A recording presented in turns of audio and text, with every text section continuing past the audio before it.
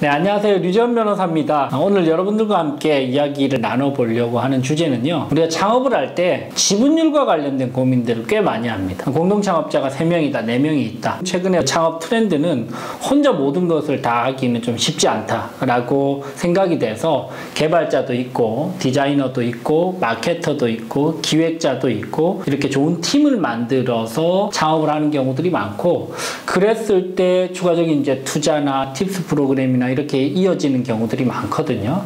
그래서 혼자 모든 것을 다 할 수는 없기 때문에 특징적인 역량을 가진 사람들끼리 3명, 4명, 5명 모여서 협업을 해서 공동 창업을 하는 경우들이 많습니다. 그렇기 때문에 공동 창업자들끼리 이제 지분을 어떤 식으로 나누는 것이 적절할 것인지에 대해서 고민을 하게 되는 것이죠. 그런 부분들과 관련돼서 고민을 할 때 막연합니다. 본인들이 보통 막연하게 우리 4명이니까 25%씩 가지고 가자, 아니면 내가 시작하자고 했으니까 내가 50%하고 니네들은 10%씩 해서 50% 대 10% 5명 이렇게 하자, 이런 식으로 약간 무자르듯이 그냥 의사결정을 하는 경우들이 많은데, 자, 오늘 기본적으로 지분율 결정을 할 때 꼭 필수적으로 우리가 파악해야 될 부분들, 특히 상법상의 주식회사를 운영하는 관점에서 지분율이 도대체 어떤 의미가 있는지에 대해서 좀 파악을 해보시고, 이걸 기준으로 우리가 지분율을 결정할 때 의사결정을 좀 하시면 훨씬 더 조금 전략적으로 접근을 할 수 있지 않을까 생각이 듭니다. 간단한 예를 한 개 들으면서 이제 이야기를 시작해 보려고 하는데요. 제가 자문을 했던 기업들 중에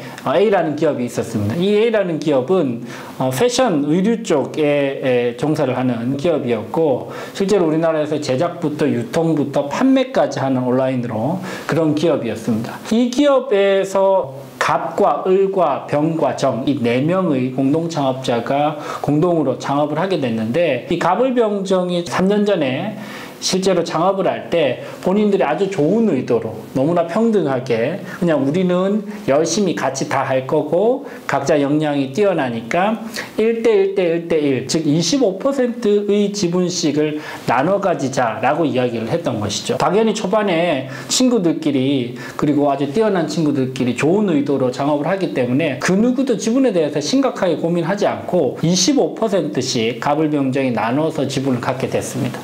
근데 이런 경우에 어떤 문제가 생기느냐? 실제로 이제 창업을 한 이후에 열심히 이제 일을 하면서 실제로 회사가 이제 성장하게 되고, 회사의 매출이 한 2년 정도가 되니까 10억 원이 넘어가는 것이죠. 근데 한 2년 정도가 지나고 보니까 구도가 좀 이렇게 바뀌기 시작합니다. 처음에는 열심히 다 하기로 시작했는데 2년이 지나고 나니까 갑과 을은 25%씩 가진 이 갑을은 아주 열심히 하고 있고, 병은 발만 좀 걸치고 있으면서 프리라이더로 무임승차를 하고 있고, 정은 오히려 하는 척은 하는데 집중을 안 하고 있고, 이런 경우가 생긴다는 것이죠. 그래서 갑을 입장에서는 이게 너무 답답한 건 거죠. 본인은 처음에 병과 정이 열심히 할 것이라고 생각해서 지분을 25%씩이나 나눠줬는데, 실제로 보니까 병은 다리만 걸치고 있고 정은 계속 딴 생각하는 것 같이 하면서 좀 간만 보고 있는 그런 상황입니다. 자, 이럴 경우에 어떤 고민들이 현실적으로 되느냐? 병과 정의 지분을 우리가 좀 가지고 올 수 없나? 그들의 지분을 좀 우리가 뺏을 수 없나? 이런 고민들도 하게 되고, 아니 처음에는 어떻게 모티베이션을 줄지를 고민하지만 실제로 병정이 생각보다 움직이지를 않고, 그러면서 갑을은 갑을대로 이제 끙끙 앓게 되고, 병과 정은 지분을 가지고 있으면서 별로 기여는 하지 않고, 실제로 이런 경우에 투자가 들어오기도 쉽지가 않거든요. 왜냐하면 투자자들 입장에서는 뭔가 주도적으로 움직일 수 있는 주체가 확실히 있고, 그들이 열심히 노를 저어서 배를 쭉쭉 항해를 해 나가게끔 만들어야 되는데, 지분율이 전부 다 파편화되면 의사결정을 하기도 쉽지 않고, 그러면서 지지부진해지는 경우들이 많기 때문에 투자받는 관점에서도 아주 안 좋습니다. 그래서 초반의 이상적인 유토피아를 꿈꾸는 그런 지분율이었지만 실질적으로는 병목 현상이 발생을 하면서 이 회사가 제대로 운영이 되지 못하고, 결국은 갑을은 이 회사를 폐업을 하면서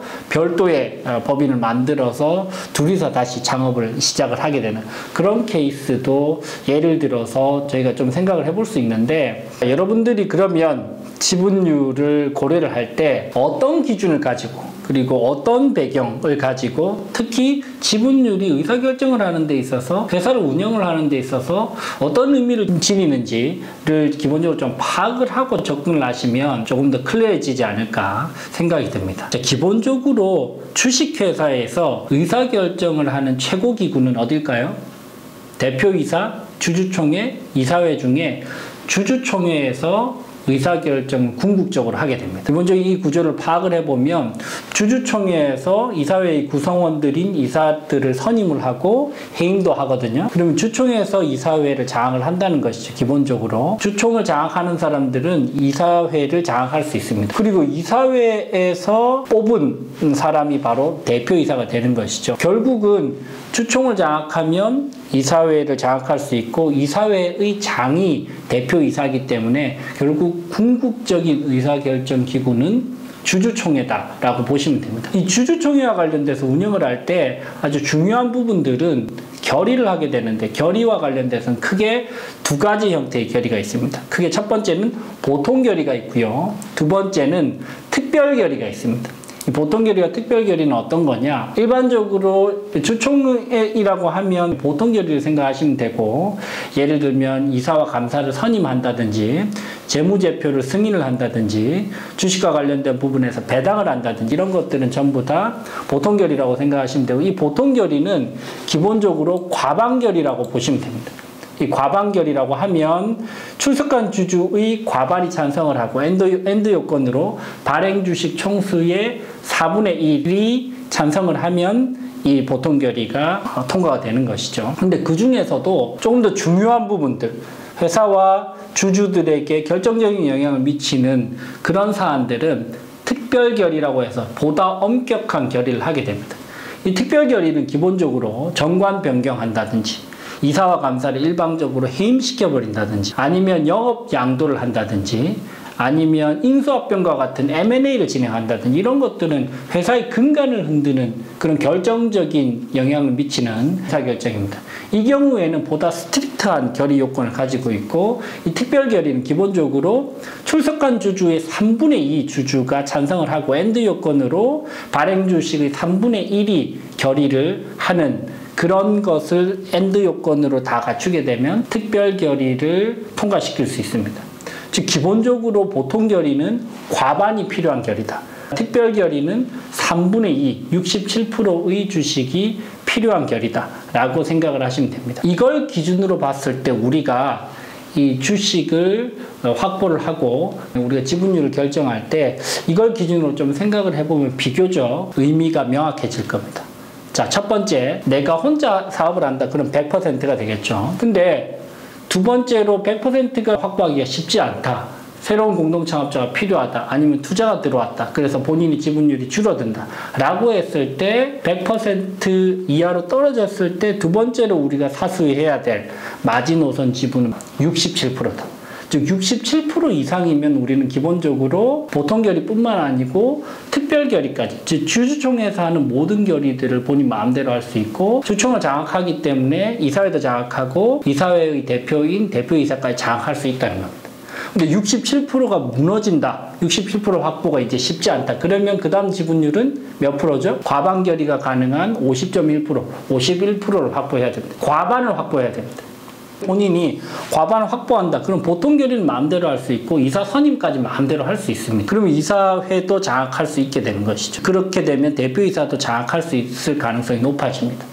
근데 51%가 무너진다. 그러면 그 다음에 우리가 확보해야 될 지분은 50%입니다.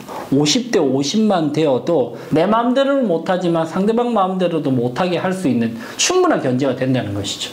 이 50대 50의 지분의 대표적인 케이스가 스타벅스 코리아죠. 스타벅스 코리아 같은 경우에는 이마트가 50% 지분권자고 스타벅스 미국 본사가 50% 지분을 가지고 있습니다. 자, 50대 50 지분은 그렇게 바람직하다고 생각을 하지는 않지만 실무적으로 봤을 때 누구 한 명을 51% 주기 힘들 때 50대 50 지분으로 의사결정을 하는 경우도 있긴 합니다. 10대 50 지분도 확보하기 힘들다라고 하면 마이너리티 지분권자가 되죠. 그렇게 되면 49% 미만으로 떨어지게 됩니다. 49% 미만으로 떨어질 때 마지노선으로 삼을 수 있는 포인트는 몇 프로일까요?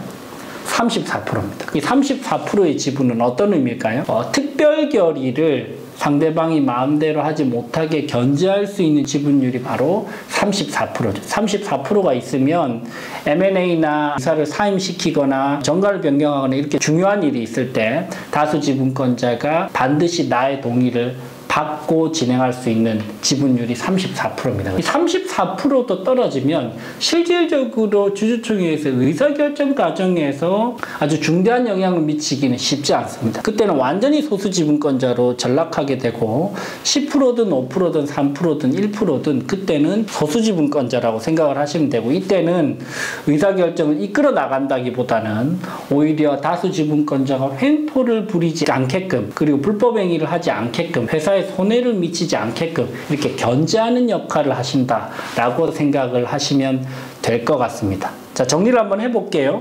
100%가 베스트입니다. 100%가 무너진다. 그 다음에 우리가 마지노선으로 삼아야 될 포인트는 67%다. 이거는 주주총회 특별결의 요건이다.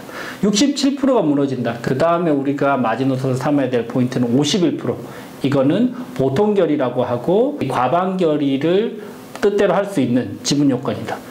이것도 무너진다. 그러면 50대 50이라도 우리가 균형을 맞추면 좋은데 그것도 불가능하면 그 다음에 우리가 생각할 수 있는 지분율은 34%다. 그 이후에 우리가 3%, 1%, 10%다. 이런 주주들에게 상법상 보장하고 있는 권리들이 있지만 이것은 추후에 조금 더 자세히 소수지분권자를 위한 상법상 권리들을 정리를 해서 다시 한 번 더 설명을 드려보도록 하겠습니다. 여러분들 실무적으로 창업을 한다, 아니면 본인이 주주가 되었다라고 생각할 때 지분율이 어떤 의미가 있나, 또 지분을 어떻게 분배를 하는 것이 적절할지에 대해서 고민을 하실 때 기본적으로 여러분들이 기준으로 삼아야 될 포인트들에 대해서 좀 설명을 좀 드려봤고요. 여러분들 창업을 하시고 또 주주로서 주주권을 행사하실 때 이런 부분들 실무적으로 조금이라도 도움이 되시길 바라면서 이번 영상 촬영해봤습니다. 여러분들 도움이 되신다면 구독 부탁드리겠습니다.